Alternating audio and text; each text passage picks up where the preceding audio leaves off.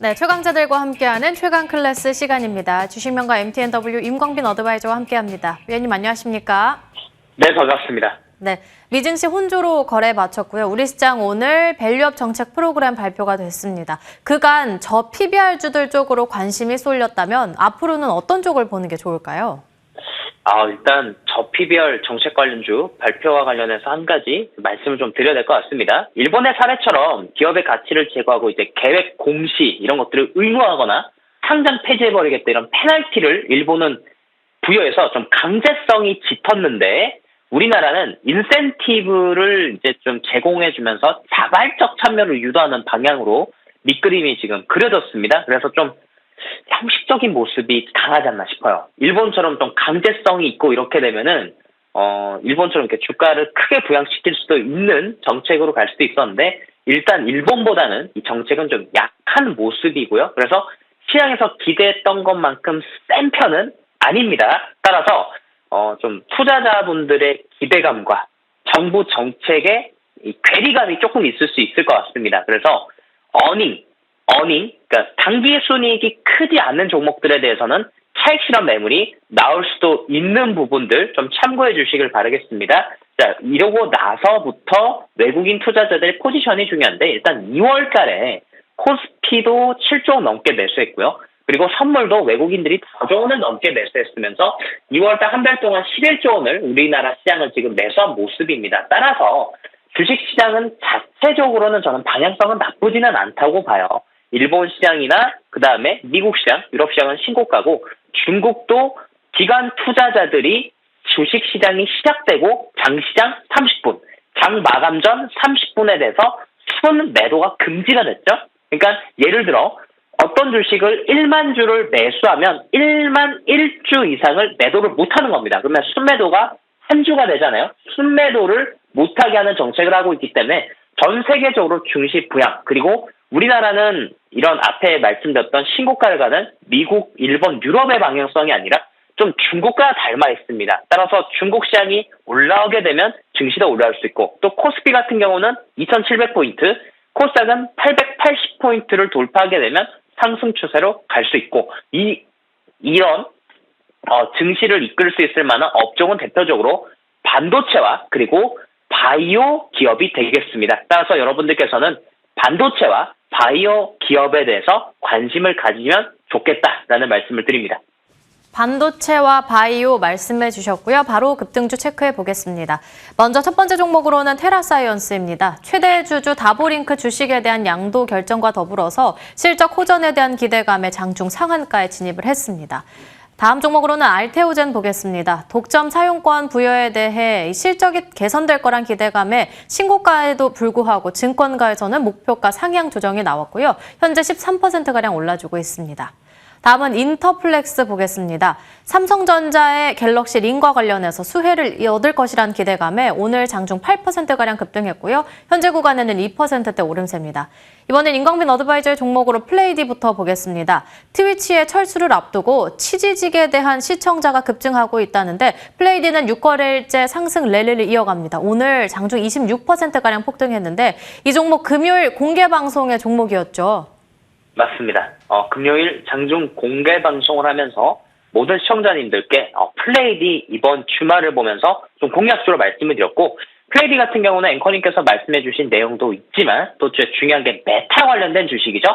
메타의 마크 저커버그가 10년 만에 한국을 방한할 것이고 LG전자와의 협업 그리고 삼성전자와의 AI 협업 이와 관련해서 지금 일정들이 있고 또 대통령실까지 면담을 할 수도 있는 상황이 됐습니다. 따라서 이제 메타 관련된 주식으로서 한국 시장에 대표적으로 움직이는 플레이디가 되겠고요.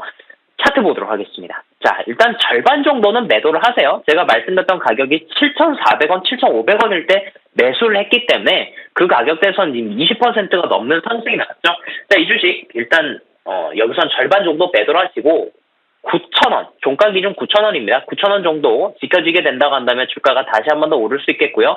이전에 못 올라갔었던 8,000원의 가격을 아주 강하게 지금 돌파를 했죠.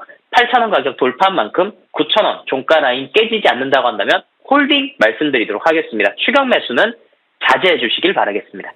네, 그럼 다음으로는 매드팩토로 바로 넘어가 보도록 하겠습니다. 역시나 저녁 방송의 공략주로 안내를 해주셨는데 종양치료와 관련해서 오늘 9%가량 올라주기도 했는데 가격 라인 다시 한번 잡아볼까요? 자, 한번 바로 차트 보도록 하겠습니다. 제가 9시 TV방송에서 여러분들에게 공략주로 말씀을 드렸던 기업이고요. 이 기업 같은 경우는 바닥권에서 말씀을 드렸죠. 네, 이 구간대입니다.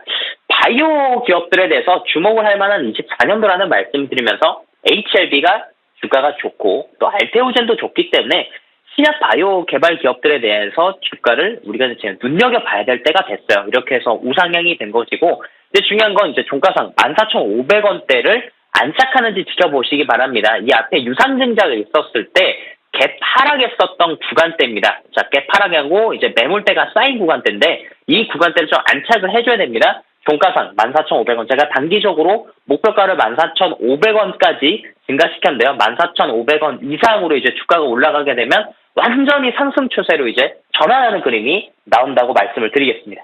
네, 그럼 특징주 한 종목 더 보고 공략주로 넘어가 보겠습니다. 이번엔 이수 스페셜티 케미칼 볼 수 있겠는데요. 역시나 위원님의 공략주이기도 했는데 5거래일 동안 올라오면서 무서운 흐름을 가져가고 있고요. 오늘도 현재 구간 고점 높여갑니다. 현재 23%가량 폭등하고 있는데 추가적인 전략이 있을까요? 제가 작년에 이 주식을 최저점에서 말씀을 드렸고요. 또 9시 저녁 방송에서도 최근에 여러분들에게 공략주로 제시해드렸던 기업입니다.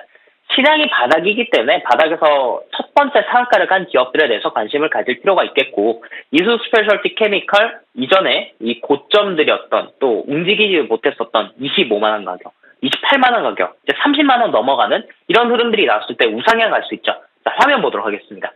제가 여러분들에게 또 말씀을 드렸던 구간대가 이 구간이고요. 이 구간대에서 주가가 횡보를 하고 나서 이제 25만 원 넘어가고 28만 원 넘어가고 30만 원으로 올라온 상황 아닙니까? 자, 종가 기준으로 30만 원 안 깨지면 홀딩입니다. 다만 좀 추격 매수는 이 구간대선 자제해 주시고요. 왜냐하면 새롭게 나올 만한 이슈는 없어요. 누구나 다 알고 있는 전고체 배터리 소재 기업이기 때문에 특별한 내용이 없는 상황입니다. 그래서 우상향하게 되면 보유. 이제 넘어가면 이제 35만 원 넘어간지 지켜보셔야겠죠. 20만 원권에 매수하신 분들은 너무나도 잘하셨고 또 축하드린다고 말씀을 드리겠습니다. 그렇다면 오늘의 공략주 어떤 종목 볼까요? 지금 전반적으로 주시장에서 반도체 기업들이 빠지고 있는데 반도체 기업들 중에서 이제 AI를 품고 있는 기업들은 이렇게 주가가 조정 나왔을 때 매수하고 싶으신 분들이 계실 것 같습니다. 그래서 어떤 기업들을 참 매수해야 될까 종목들이 많다 보니까 공략하기 쉽지 않으실 것 같은데요. 제가 그래서 오늘 AI 관련돼서 또 한 가지 좋은 기업을 소개를 해드리겠습니다. YC캠이라고 하는 기업인데요. 자, YC캠 어떤 기업이냐면 요즘에 SK하이닉스가 참 잘 나가죠. SK하이닉스 같은 경우에는 HBM 고대역폭 메모리를 엔비디아 쪽으로 이제 초도 물량을 납품하게 됐는데 이 HBM을 만드는 공정, 그러니까 고대역폭 메모리를 만드는 공정, 반도체 공정이겠죠? 이 공정을 할 때 반드시 들어가야 되는 반도체 소재가 있습니다. 포토레지스트인데 YC캠이 HBM에 만드는 공정에 사용되는 이 포토레지스트를 국산화를 했습니다. 근데 YC캠 같은 경우는 국내에서 70%가 하이닉스 쪽으로 매출이 나고요. 삼성전자 쪽도 매출이 납니다만 이 SK하이닉스가 엔비디아를 뚫은 상황에서 YC캠의 매출은 당연히 SK하이닉스가 잘 나가게 되면 같이 증가할 수밖에 없겠죠. 그럼 기대감이 현재 깔려있고 AI 반도체에 들어가는 소재를 만드는 기업이라고 보시면 되겠습니다. 근데 이 기업 같은 경우는 공모 가격이 18,600원이에요. 차트 보도록 하겠습니다. 자, 이 기업 공모가가 18,600원인 기업입니다. 그 기업이 22년도에 상장하고 나서 주가가 한 번도 공모가를 회복을 못했죠.